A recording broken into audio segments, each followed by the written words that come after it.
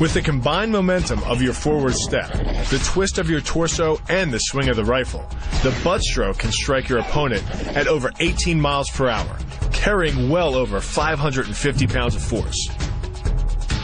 That's enough to drive a 16-penny nail through nearly 2 inches of pressure-treated wood.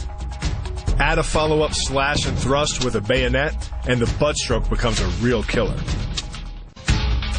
But the real damage from the knee bar doesn't come from gravity. It comes from leverage. Once the knee is locked, your hips act like a fulcrum, and his leg acts like a lever, multiplying any force you apply. So even though the ligaments and tendons around the knee can sustain 1,700 newtons of force, the knee bar can load a lot more than that, enough to completely destroy the joint.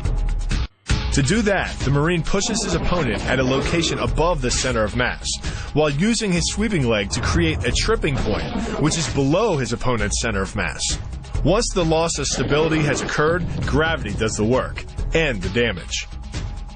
On the ground and on his back, your opponent is now vulnerable to any number of finishing strikes.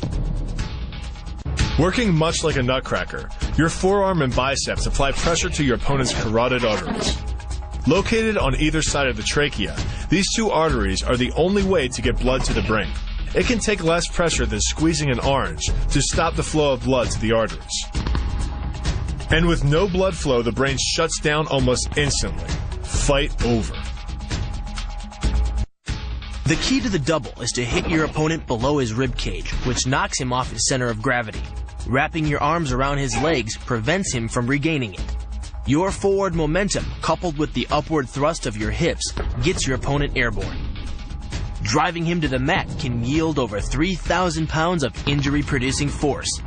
That's like dropping a 20-pound bag of cement off a 9-foot ladder onto someone's chest. The key to the sprawl is sliding your legs backward, while leaning in and locking your hips at the same time. This forces your opponent's center of mass beyond its stability zone. Coupled with the downward thrust of your forearms, he's now supporting your entire upper body with the back of his neck and head, which leaves him face down on the mat, vulnerable to any number of attacks. The power of this move comes from the spin. Like the wrecking ball at the end of a demolition crane, the power is generated by the rotation of the body.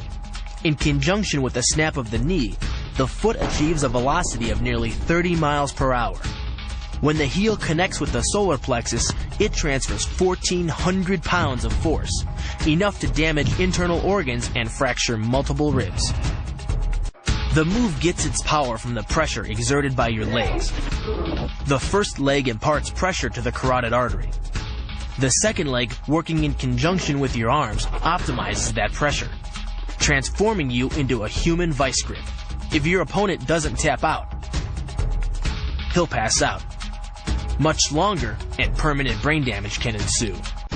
The armbar is a combination of two levers. While your legs push up on your opponent's neck, your arms apply downward pressure to his trapped wrist. The opposing forces turn the elbow into an ad hoc fulcrum point. The armbar can result in a complete destruction of the elbow's articulating structures.